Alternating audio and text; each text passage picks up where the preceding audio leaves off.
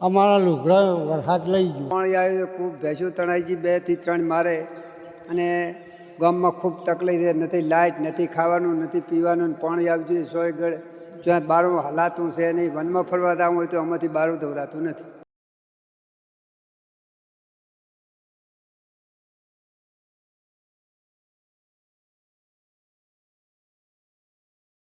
જેને કહી શકાય સરકાર પર આશા રાખીને બેઠા છે, કારણ કે આટલા વરસાદ પડ્યો છે, આટલી બધી ગંભીર પરિસ્થિતિ બની છે, છતાં પણ આ ગામનું હજી કોઈ ખબર અંતર પૂછવા માટે નથી આવ્યું. 2000ની વસ્તી છે આ ગામમાં, 700 થી 800 મકાન છે, છતાં પણ આ ગામ આખું પાણીમાં છે. સરકારને આશા આ જો માધ્યમથી જો સરકાર સાંભળી શકતી હોય તો આ પટાસણા ગામમાં એકવાર આવજો, એની મુલાકાત લેજો.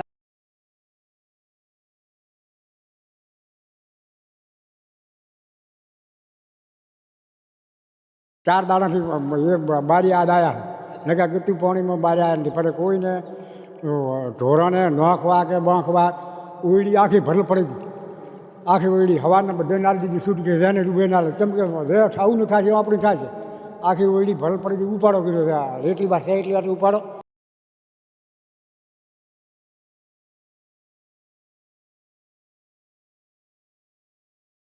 મારું નામ વણોલ વસરામભાઈ, માજી સરપંચ. અમારા ગામમાં 3 દિવસથી સતત રાત દિવસ વરસાદ પડી રહ્યો છે. ખેતરોમાં આ રીતે આ જે આપણે ઊભા છે એ પરિસ્થિતિ ખેતરોમાં થઈ ગઈ છે. પાક બધો નિષ્ફળ ગયો છે. જુવાર છે એ આડી પડી ગઈ છે, બાજરી આડી પડી ગઈ છે. જે 100% જે જુવાર, બાજરી, મગ, મઠ, તલ બધું નિષ્ફળ આજની તારીખમાં આ રીતે જ તળાવ ભરાને જેમ ખેતરો ભરાઈ રહ્યા છે. બનાસકાંઠામાં કેર વર્તાયો છે. સુઈગામ, વાવ અને થરાદમાં ખૂબ જ ભયંકર વરસાદ પડ્યો છે અને વરસાદના કારણે તારાજી સર્જાય છે. લોકો અહીંયા લોહીના આંસુએ રોઈ રહ્યા છે, કારણ કે તેમના ઘરો છે, તેમના પશુઓ છે, તેમના ખેતરો છે, તમામ પાણીમાં તણાઈ ગયા છે. અનાજ બધું બગડી જવા પામ્યું છે. પશુઓ જે છે તે પાણીમાં તણાઈ જવાથી ખૂબ જ મોટું નુકસાન થયું છે. આજે વરસાદ બંધ થયા 2 દિવસ થયા છે, છતાં પણ આપ જોઈ શકો છો ગામડાઓની શું પરિસ્થિતિ છે.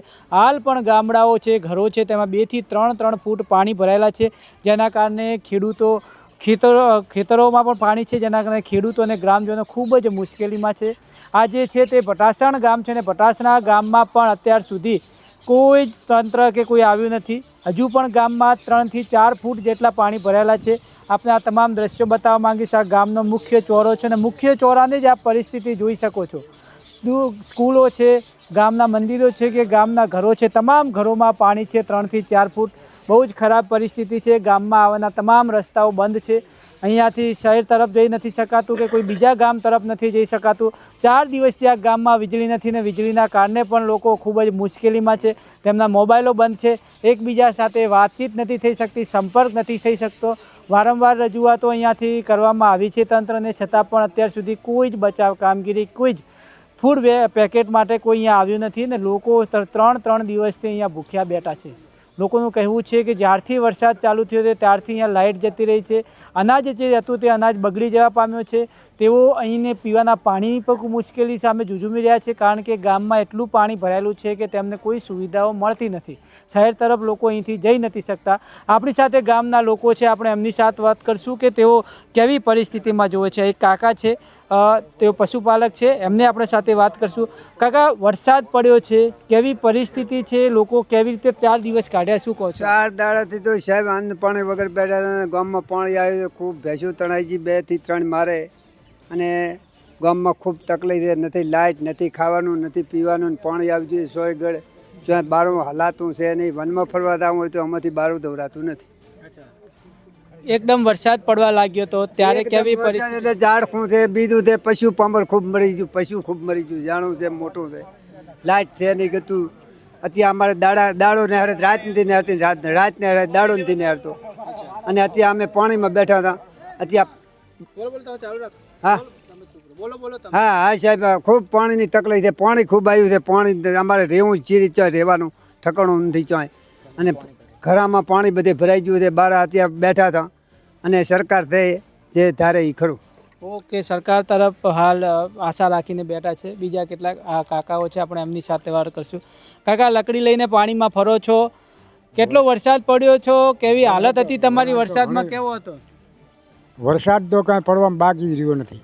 પણ પાણી ગણે કે આ 5 દાડા 4 દાડાથી એ બારી યાદ આવ્યા નકા ગતું પાણીમાં બારી આવ્યા નથી પણ કોઈને ઢોરાને નોખવા કે બાંખવા ઓયડી આખી ભરલ પડી હતી આખી ઓયડી હવાના બધે નાલી દીધી છૂટી કે રેને રૂબે નાલે ચમકે રે થાવું ન થાય આપણી થાય છે આખી ઓયડી ભરલ પડી હતી ઉપાડો કર્યો છે એટલી વાર થાય એટલી વાર ઉપાડો હવે એમાં બધું થઈ રહ્યું છે કોઈના પાસે કાંઈ રહ્યું નથી કેમ કે બધું રે હતું એ બધું રેના પાસે સગવડ હતી બધું હાલી ગયા હવે શું હાલે એટલે જેટલી સગવડ હતી એટલી હાલી હવે કાંઈ કોઈના પાસે સગવડ થઈ નહીં કોઈ સગવડ હાલી કે એમથી એટલે પાણીનો તો 3 દાડાથી તો પાણી સરખું હાડે અને લાઇટ તો 4 દાડાથી બંધ છે હવે પીવાનું પાણી અત્યારે નથી પીવાનું પાણી અત્યારે નથી પણ એનાથી શું હતી છે ખબર કોઈ સરકારને કોઈ નકા બરાબર તો પાણી ઘણું આવતું તો વીમો નહીં આવતો ને બીનો હું તો કોઈ ચાહે વીમન કોઈ હરામ ત્યાં આવ્યું જ નથી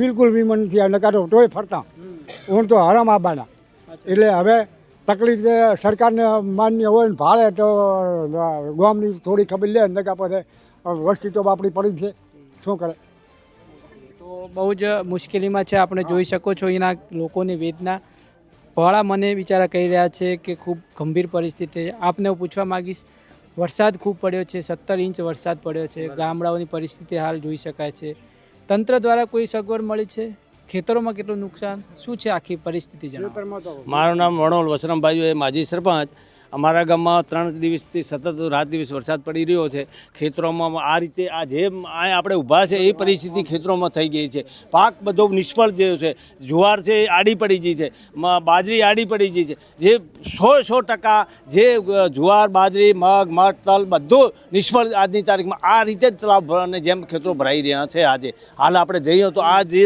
છે એટલે પૂરેપૂરું 100% ખેતીમાં નુકસાન છે ડેરી છે 3 દિવસ બંધ છે જે જીવન જરૂરિયાતની વસ્તુ છે એ 3 દિવસે ડેરી પર દૂધ કેવી રીતે ભરે લાઇટ છે નહીં લાઇટથી 3 દિવસથી ગામ વિહોણું બેઠું કોઈ જાતનો સંપર્ક થઈ શકતો નથી બરાબર અને ઘરમાં જે હતું ઘર વખેરીમાં આ રીતે પાણી તમે જોયું ને સાહેબ એ રીતે પાણી ફરી વળ્યું છે ઘરમાં એટલે હતું અનાજ પલળી ગયું પલળે કોઈ ઉપયોગમાં થાય એવું ઢોરી ના ખાય એવું થઈ ગયું છે બરાબર હાશે તો એ પલળી ગયું છે તો હવે લોકોની પરિસ્થિતિ આપ સમજી શકો છો કે આજે વિકટ માં અમારું ગામ પસાર થઈ રહ્યું છે તો એ મારા કન હતું કે બીજા કન હતું એ અરસપર થઈ રહ્યું છે હવે અત્યારે દેણું પણ નથી પીવાનું પાણી આ ભાઈએ કીધું એ પ્રમાણે આજે પાણી નથી જે થોડું કરીને બીજું આ પાણીથી વાહન ધોઈને ચલાવી રહી રહ્યા છે એટલે પરિસ્થિતિ બહુ ખરાબ છે આજની તારીખમાં ભટાસણા ગામની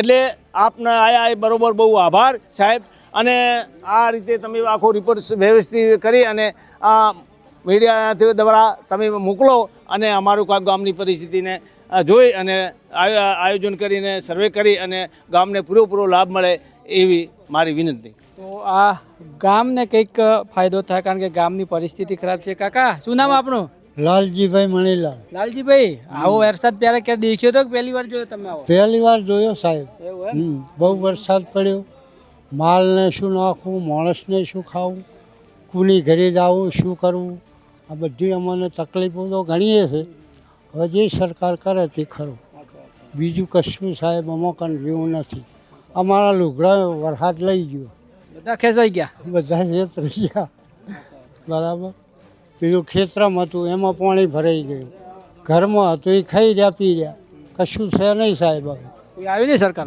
ના સરકારમાંથી કોઈ આવ્યું નથી કોઈ હમાસા લીધા નહીં સો એમને માં પાણી બેઠા પાણી વરસાદ પડવા મળ્યો ત્યારે કેવી પરિસ્થિતિ શું લાગતું હતું વરસાદ બંધ થશે વધ્યો ગયો પછી તમને કેવું લાગ્યું વધે જ જેવો વરસાદ બંધ થયો જ નહીં આ 2 દાડા કાલની વાતનો બંધ છે વરસાદ ચાલુ જ હતો આ પાણીમાં હવે રહો છો તમે બહાર નથી નીકળાવતું શું કહો બહાર નીકળાતું નથી પાણીમાં જ છો ઘરે હતું એ ખાઈ રહ્યા હવે શું બગા હા ખાઓ આ પરિસ્થિતિ છે અમારી જોઈ શકો છો ભોળા મને કારણ કે વેદના છે હવે રોવે તો શું કરે પણ ભોળા મને પોતાની વેદના સામે વ્યક્ત કરી રહ્યા છે કારણ કે એમના કપડાઓ પણ તણાઈ ગયા છે જે રીતે કહી રહ્યા છે તે અનાજ તો વાત જ છોડો બધું પાણીમાં તણાઈ ગયું છે. ગામડાઓમાં જે ઘરો છે ઘરોમાં હજી 4 થી 5 ફૂટ જેટલા પાણી છે. તમામ ઘર વખરી બગડી ગઈ છે. અમે પણ અહીં સુધી પહોંચ્યા છીએ એક ટ્રેક્ટર માથે બેસીને, કારણ કે ટ્રેક્ટર પણ અડધું પાણીમાં ડૂબીને ચાલતું હતું. કારણ કે આ ગામમાં જ્યારે પસાર થયા ત્યારે અમે ત્યાંથી પસાર થયા ત્યારે અમને લાગતું હતું કે કેવી ગંભીર પરિસ્થિતિ છે.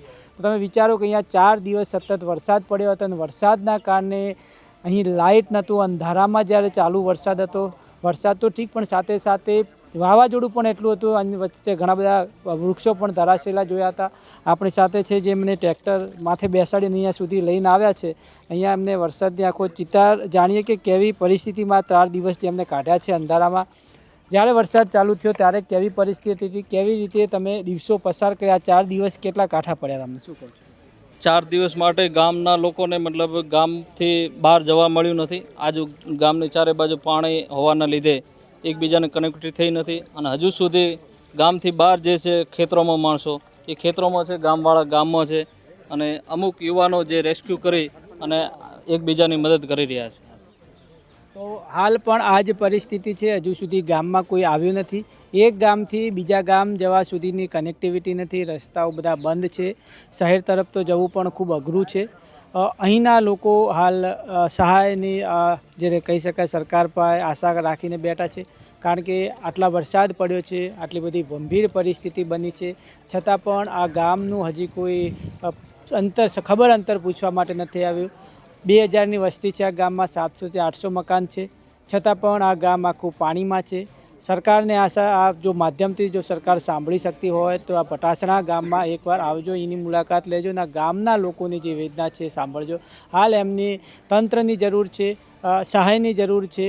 કારણ કે 3 દિવસ થઈ ગયા, આજે 4થો દિવસ છે અને 4 દિવસથી નથી અહીંયા પીવાનું પાણી, નથી કોઈ ખાવાનું અન્ન છે.